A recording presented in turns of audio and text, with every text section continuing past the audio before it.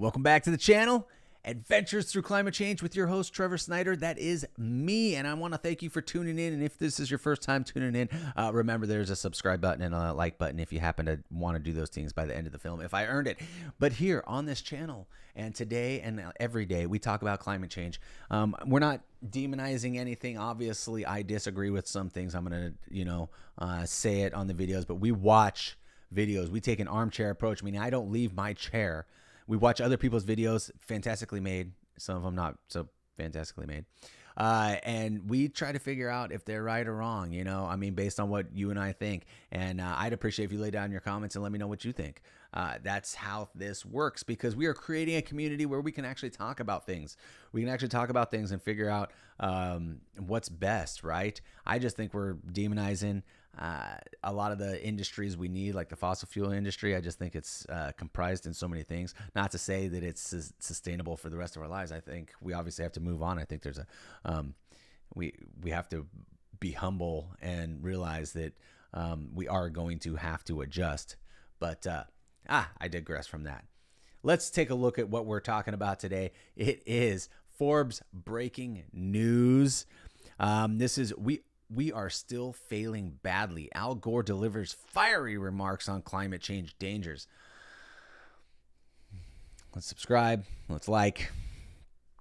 I just want to talk about Al Gore for 1 second. I was a big fan of his back in the day. I was like a little hippie kid. I always had my hemp necklaces on, smoking a bunch of pot and all sorts of stuff. And this was early 2000s, late 90s.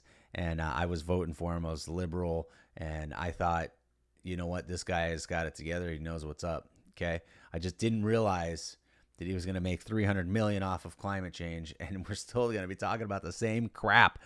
Let's see what he has to say this time. Vice President Al Gore, if I may call on you, you've been leading this for more than 40 years, shaping global conversations on climate change, encouraging the development, adoption of low-carbon technologies. You've promoted climate education and awareness among the youths and the activists. In fact, I've come across many of these young people who have been inspired by you to join environmental sustainability work in business. And you've also recently launched satellite technologies to track emissions, hold companies as well as countries accountable for their pledges.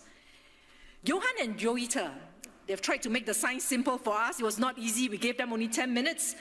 It is a very complex subject with a lot of intertwining issues and implications. But you've got a lot of experience as a politician, in business, as well as being an advocate and activist. And today I'd like to ask you, as a global leader, what advice do you have for all of us who want to contribute to be that force for good? What are some of the effective tools and levers that you think we should focus on and pull on as a global community? Well, thank you, Gim Hui. I appreciate your leadership. Thank you for inviting me to be on this wonderful panel. And I want to compliment Johan and Joyita for their presentation at the beginning. And I'm certainly looking forward to my friend Yo-Yo Ma playing at the end of this panel. You know, we tend to emphasize the bad news, and there is unfortunately a lot of it, but there's a lot of good news as well, and I just want to cover some of it. In my country, we passed the Inflation Reduction Act, which is primarily a climate act, $369 billion, which will actually be much larger than that because the heavy lifting is done by tax credits that are very long-term, some of them actually open-ended, and the early investments that have already been triggered by it give a great deal of many reasons for believing it's going to be much larger than $369 billion. So I'm very encouraged by that. Secondly, in Andrew's home country, Australia, the elections changed the climate policy of Australia. And then the elections in Brazil changed the climate policies in Brazil. So there is good news. We do have some momentum. The European Union has been mostly successful in balancing the need to respond to the short-term energy crisis caused by Russia's evil and cruel invasion of Ukraine, balancing that short-term crisis with the need to accelerate the longer-term transition to renewable energy. There is still a risk that it will get locked into fossil fuel infrastructure that actually increases emissions in the years going forward, and we have to be careful about that. There's more good news as well on the technology front. As Andrew said, we have the technologies we need. The International Energy Agency says for a 50% reduction, we have all the technologies we need with proven deployment models already available to us. The next 50% after 2030, we have the technologies that are in development. We see the pathway to improve them. We know how to get there. We've already seen last year, if you look at all the new electricity generation installed worldwide, 90% of it was renewable. It's now the cheapest source of electricity in almost the entire planet. Secondly, electric vehicles for the transportation sector. The penetration has reached the 10% level in multiple geographies. That's the point where you often see an inflection going much higher. Norway's already at 50%. All the automakers are going in that direction. Business is leading. Andrew and Mark, of course, are two wonderful examples. There are many others. And in the WEF this year, I have noticed a huge increase in the amount of passion and attention being paid by CEOs and other business leaders. It is for real. But as the Secretary General said in his brilliant speech earlier today, we are not winning. The crisis is still getting worse faster than we are deploying these solutions, and we need to make changes quickly. Emissions are still going up. All these promises of the last few years to cut emissions are still going up. When are we going to bring these emissions down? And just to put the science in a slightly different context. Let me just put this into context. Every single one of you flew a private jet to get there. And if anybody doesn't know the fuel costs of a private jet to get someplace, all to talk at this damn forum that you got to be rich and elite to get invited to. I mean, it's hard to listen to somebody that because they're not humble at all in anything they say. They don't know. They're regurgitating what they think and models that they are portraying, in their scientific models. But I don't know. I mean, it's hard. It's very difficult to listen to them talk. I'm not going to lie. People are familiar with that thin blue line that the astronauts bring back in their pictures from space. That's the part of the atmosphere that has oxygen, the troposphere, and it's only 5 to 7 kilometers thick. That's what we're using as an open sewer.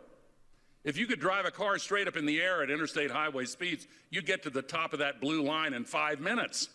And all the greenhouse gas pollution would be below you. We're still putting 162 million tons into it every single day. And the accumulated amount is now trapping as much extra heat as would be released by 600,000 Hiroshima-class atomic bombs exploding every single day on the Earth. That's what's boiling the oceans, creating these atmospheric rivers and the rain bombs and sucking the moisture out of the land and creating the droughts and melting the ice and raising the sea level and causing these waves of climate refugees predicted to reach 1 billion in this century. Look at the xenophobia and political authoritarian trends that have come from just a few million refugees. What about 1 billion? We would lose our capacity for self-governance on this world. We have to act. So in answer to your question, I would say we have to have a sense of urgency much greater than we have yet had, and we need to make some changes. We've heard about divides at this conference between the North and South and the East and West. There's another divide, increasingly, between those who are old enough to be in positions of power and the young people of this world. Greta Thunberg was just arrested in Germany. I agree with her efforts to stop that coal mine in Germany. Young people around the world are looking at what we're doing. They look at the World Bank and they say, oh, you've got a climate denier in charge of the World Bank, so why are you surprised that the World Bank is completely failing to do its job? Secretary General says that. Everybody knows the World Bank is failing badly. Now we have the COP process. Okay. What do I say to these young activists that I train around the world when they come to me and they say, are you okay with putting the CEO of one of the largest oil companies in the world in as the president of the COP? Is that really okay? Well, it's not whether he's a nice guy or not, or whether he's intelligent. The appearance of a conflict of interest undermines confidence at a time when climate activists around the world, and I'm partly speaking for them right here on this stage, have come to the conclusion that the people in authority are not doing their job. There's a lot of blah, blah, blah, as Greta says. There are a lot of words, and there are some meaningful commitments, but we are still failing badly. We need to have a supermajority process instead of unanimity in the COP. We cannot let the oil companies and gas companies and petrostates tell us what is permissible. In the last COP, we were not allowed to even discuss scaling down oil and gas. Can't discuss it. A lot of the NDCs weren't even called for. Are we going to be able to discuss scaling down oil and gas in the next COP? Or putting the oil industry in charge of the COP? Is that going to tell young people around the world, we've just decided to not even disguise it anymore? Let me finish with this point on the industry. Please finish. You've had problems in your area where you tried to get legislation and the oil and gas industry came in and fought you, right? In my state, same thing. Every piece of pro-climate legislation at the national level, the regional level, the local level, municipal level, the oil and gas industry and the coal industry, they come in and fight it tooth and nail. And they use their legacy network of political influence and wealth to stop progress. The rest of us have to reform these international institutions so that the people of this world, and including the young people of this world, can say, we are now in charge of our own destiny. We're going to stop using the sky as an open sewer. We're going to save the future and give people hope. We can do it, and remember that political will is itself a renewable resource. And that's how you fight passion with against logic, you know. Look, anytime you talk louder, you really believe what you're saying, it comes across as very, very genuine. And I've been listening to Al Gore for years and years and years, man. He was my guy 15 years ago. 15 to 20 years ago. He was my guy for those 10 years. Man, the thing is, like, okay, so Greta Thunberg was over there in Germany against the coal mine. They had to get that coal mine going because NATO pushed the war in Ukraine. The whole war was because Ukraine was going to sign that deal with Russia. Instead, NATO's like, you can't sign that, you got to come join us. And Russia's like, well, if you join them, we're going to war, and we're taking over the, Kiev and the few other places on the side that they already claimed and thought were theirs. So look, now NATO put, like, Germany included, pushed themselves in a bad position. Now they need the coal because people will die from being cold.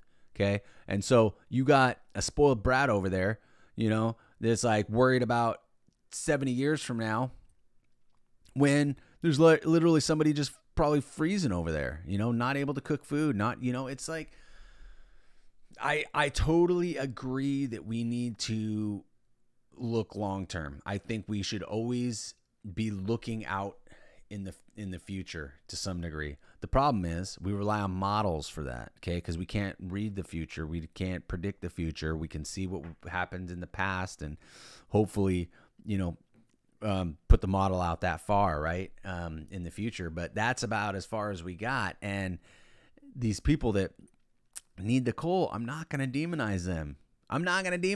They need that stuff. And it's really disingenuous to listen to somebody that's worth $400 million or more or whatever who flew there on his private jet. Most of us like will not. It'll take like the amount of commercial flights that it takes that uses up the amount of fuel in there. I will never use that many commercial flights in my life that it probably cost him to go to Davos and talk at the World Economic Forum with all of his, all the women of the night that come from all over Europe to host these billionaires because they're elites and they think they're better than everybody else. It drives me freaking bonkers, and I'm supposed to listen to this guy. He's got a lot of passion in his 45,000 square foot house that uses up all that electricity. He's talking to us that we need to cut our costs. That we're the ones putting all the dirt up in the sky. It's like, no, forget you, man. I'm sorry. Okay. I'm sorry. But it just drives me nuts. So, with that being said, I hope I earned your subscription, earn a like or a dislike or whatever that it is that you want to give me today. More importantly, I hope you lay down a comment and let me know what to watch in the future and what your thoughts are. I'm genuinely curious what other people's thoughts are on this type of stuff. And I want to build a community around these discussions and talking about this stuff. So with that being said, I hope to catch you on the next video.